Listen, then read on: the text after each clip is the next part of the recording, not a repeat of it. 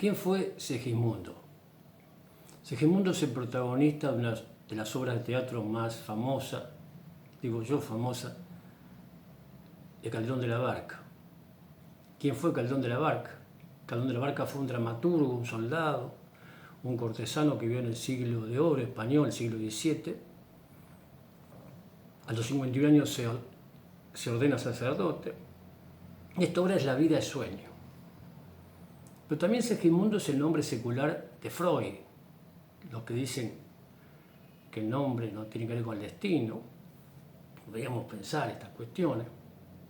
El nombre hebreo de Freud a los 8 días de nacimiento, como una especie de bautismo, se le otorga con la circuncisión a los niños varones, se le otorga un nombre que es con un familiar fallecido que no está en este plano, y ese nombre que recibe Freud el día de su circuncisión, en los 8 días de nacimiento, es Shlomo. Shlomo es Salomón en nuestra lengua, y Salomón es el más sabio, según la tradición hebrea, de todos los hombres. Fue el más sabio de todos los hombres. Hay un libro de Harold Bloom, un crítico literario contemporáneo, que se llama Genios, donde él ordena, en analogía con las 10 sefirot, Keter, Jomá, Binah, Gesed, etc., hasta Malhut, a 100 pensadores, de acuerdo a su criterio, en forma arbitraria, como él explicita en la introducción, 10 por cada una sefirot, 10 por 10, 100, y coloca a Sigmund Freud en lo que es Jogma, Jogma es sabiduría. Shlomo, Salomón, Segismundo, Sigmund, sabiduría. Y hay un libro, en el fin del siglo de la década del 60, 1900, siglo XX, década del 60, de Paul Ricoeur, que se llama Freud, la interpretación del mundo, en donde él dice que Freud trae, con su interpretación de los sueños en el año 1900, él habla, la traducción de que hace Ricoeur es la hermenéutica, los sueños, que todos los seres humanos soñamos, todos somos las conductas humanas, para hacer con su psicoanálisis, esta corriente dentro de la psicología, hay muchas corrientes dentro de la psicología estudia las conductas humanas y la reorientación de esas conductas que nos hacen sufrir o hacen sufrir a terceros, cognitivo-conductual, junguiana, que cuando se separan Jung y Freud a partir de un hecho, está bien, no le cuenta un sueño, dice que Freud no le contaba los sueños a Jung, entonces hay una relación así asimétrica y él toma distancia, una película hermosa y se llama un método peligroso, Gestalt, psicología transpersonal, psicología social, que deviene lo que es el análisis institucional de René Leroux, año 1969, un libro hermoso, porque todo ese yo, cada uno de nosotros, es producto de un nosotros, ya sea un hogar, un hogar que tiene una ideología, un punto de vista y una cultura, una época histórica. Entonces esto que pauta nuestras conductas, este inconsciente, Freud trae el término inconsciente, la teoría del inconsciente, debe ser desarmado, porque esas conductas nos pautan una filosofía. Aunque más allá de que sepamos más o menos de filosofía, eso pauta nuestra conducta, y esa filosofía tiene que ver con una creencia. Así de simple funciona la mente humana. Hay una creencia que pauta un punto de vista, y ese punto de vista marca nuestra conducta, que nos hacen sufrir otra vez o hacen sufrir a terceros. Entonces, el inconsciente, para la Kabbalah, para la tradición hebrea, hay un libro hermoso, se llama el Sefer Yetzirah, el libro, podría decirse, de la voluntad, el libro del impulso, del deseo, Yetzer, es Elam HaYetzirah. El mundo inconsciente es el mundo de la voluntad, eso que es un instinto para la mayoría, que tiene que ver con las palabras, el deseo, instinto, voluntad, deseo, impulso. Y dice, en una obra que se llama el Pirkei Avot, que pertenece a la Mishnah, dentro de un libro que se llama Nezikin, Daño, justamente, Pirkei Avot es los principios, el ABC, sería para tener en cuenta, ya sé decir, dicen que dijo Ben Soma, ¿qué es lo que nos hace héroes? ¿Qué nos hace un ser humano? Una heroicidad, que uno debe aspirar a ser un héroe, eso que nos trae Dice, ¿cuál? Dice, Eisegibur, ¿cuál es el héroe? Se pregunta. Densomi responde, Akobesh, el conquistador, éxito de su impulso, de su voluntad, de su deseo, de su instinto. Decía Salomón, dicen que dijo Salomón en un libro, cualquiera puede conquistar una ciudad. No es un héroe que conquista una ciudad. Es un héroe que conquista su corazón, su voluntad, su impulso. Este corazón que no es el corazón fisiológico. El corazón fisiológico es un sucedáneo de esa, cómo está ese inconsciente, sus emociones primarias, secundarias. La pautó nuestra vida por el miedo o por el amor. Entonces, esto que traigo, que tiene una especie de introducción, lo traigo porque escuché una entrevista de Andrés Parra. Andrés Parra es un actor colombiano que interpretó a Pablo Escobar en una serie que se llamó El Patrón del Mal, también a Chávez, que dice que tuvo una crisis existencial. Es abandonado por una de sus mujeres, su última mujer, esposa o mujer. Entonces tiene una crisis, como lo explicito, una crisis de pánico, se siente morir, hiperventilación, etc. Y entonces empieza a hacerse preguntas sobre su vida, su conducta, su manera de vivir. Reflexiona. Dice que su hijo, un hijo que se llama Sebastián, dice que ya se hacía estas preguntas sobre la espiritualidad, sobre el sentido de la existencia. ¿Es lo que nos pauta la cultura o hay encontrar un sentido dentro de ese sentido para convivir con eso que se nos pauta? Dice que decía que era medio hippie, hasta se drogará mi hijo, se preguntaba en esa entrevista. Y él dice, citando a Anthony de Mello, ¿quién es Anthony de Mello? Anthony de Mello es un indio, nació en Mumbai, un sacerdote jesuita que viaja a Estados Unidos, se radica en Estados Unidos y escribe unos libros sobre estas cuestiones. Uno de ellos es Despierta, otro La oración de la rana. Y dice que Anthony Mello decía que si uno está despierto, una vez que despierta no hay marcha atrás. En realidad que uno hace daño, o se hace daño, o está dormido. Pero la Cábala, la tradición hebrea, dice que no es que estamos dormidos. Otra vez Freud. Vimos un estado de ensoñación, como dice Segismundo. Todos sueñan lo que son. Escribe Caldón de Bar, que hace decir a Segismundo, aunque ninguno lo entiende.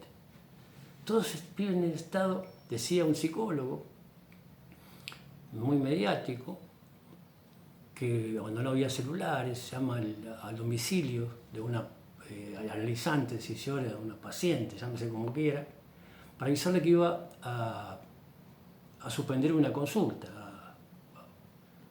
a suspender una consulta porque no podía a veces saber la razón. Entonces entiende la madre de esta consultante y entonces le dice, ¿usted es el psicólogo de mi hija? Sí, soy fulano de tal. Y dice, bueno, mire que yo no soy lo que mi hija dice. Y él decía en esa entrevista, en esa conferencia, nadie es lo que uno dice. Ni siquiera uno.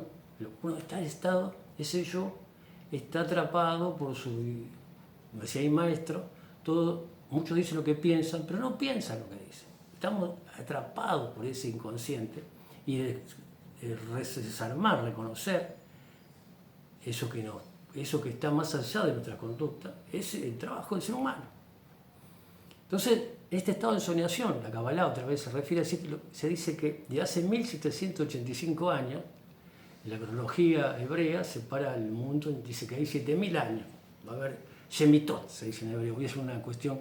Los primeros 2000 años, de hace 5785 años, recientemente empezó fue el año nuevo, la Rosh Hashanah, la fiesta de Sukkot, etc. Hubo 2000 años de caos. Después nace Abraham Avinu. Abraham Avinu es el primer cabalista, Mekubal Rishon, que sería el Rishon. El primero que se hace preguntas, se le ordena, Lech Lecha, vete de tu tierra, de tu patria, a la casa de tus padres. Hoy en día sería toma distancia de los mandatos culturales, sociopolíticos y familiares. Reflexiona a ver si eso que te dicen está bien. Uno no sea reaccionario, no sea un piloto automático como se dice ahora. Entonces nace 2000 años de Torá. Pero después de esos 4000 años, hace 1785 años, estamos en un estado que se dice Nin Velonim, y Tir Velotir, que es Nin es dormido, Ve y Lo no dormido, dormido y no dormido, Nin Velotin, y Tir despierto, Ve y Lo y no despierto, Nin Velonin lo tiramos en estado de ensoñación. Esto que trae Freud como intérprete del mundo, que dialoga con Segismundo, el otro Segismundo, el protagonista de Calón de la Barca, y que vivimos en un sueño.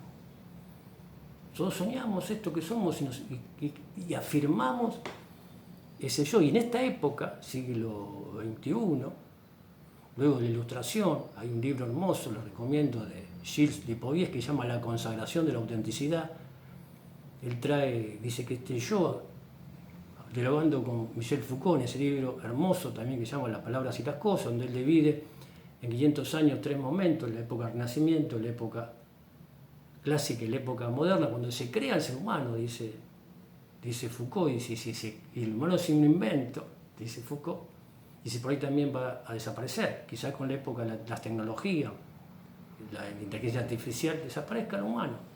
Puede ser que esté desapareciendo el humano, que está en el centro del mundo a partir de la modernidad, a partir de la época de la Ilustración, la pregunta kantiana, ¿qué es el hombre?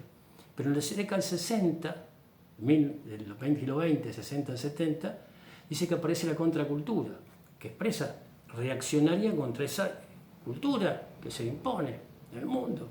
Pero después de los 70, el neoliberalismo, la cultura de mercado, etc., habla de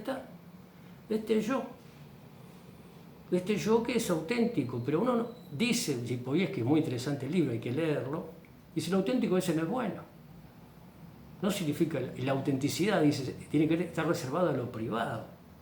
Y en lo público uno mantiene cierta impostura. Uno no va al gimnasio como va al trabajo, o al shopping, al supermercado, o a la playa, salvo que sea un profesor de educación física y ande con un jogging o un bañero, que se decía en mi época un guardavidas.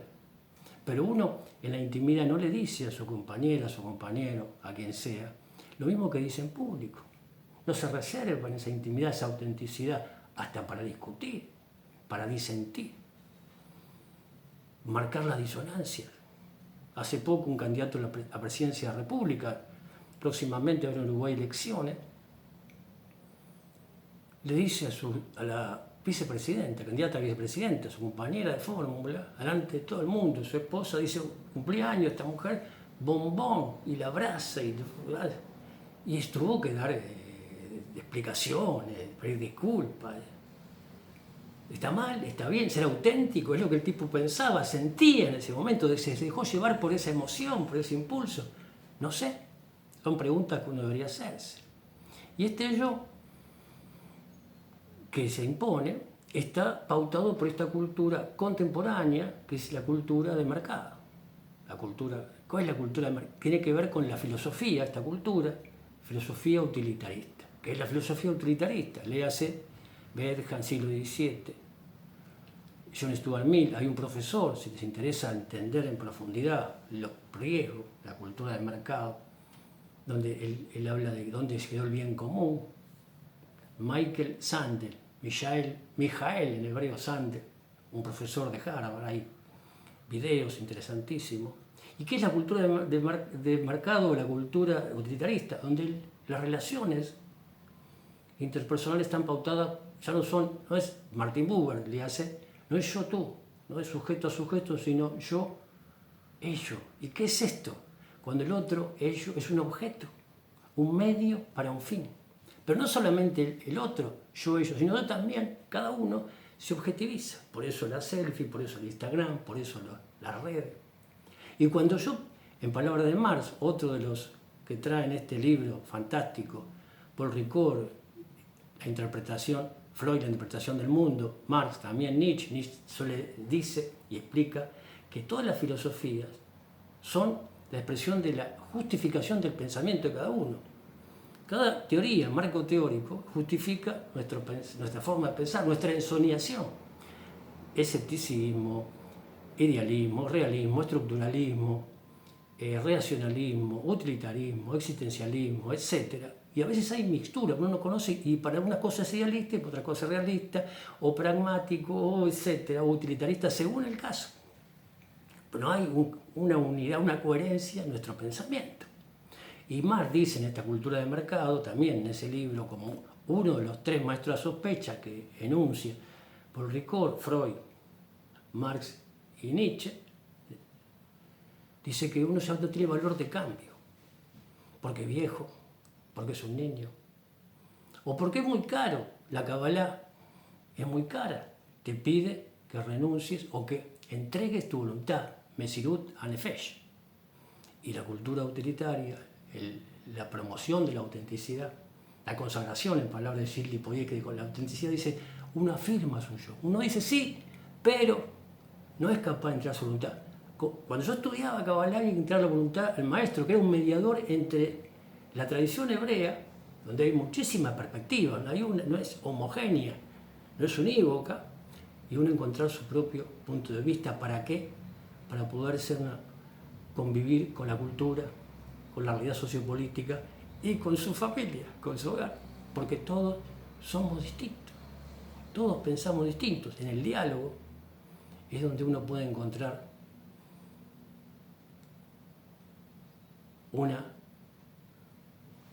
acuerdos, podría decirse. Acordar viene del corazón, de cordis, acordar con el otro y con los otros. Pero es una pregunta pendiente.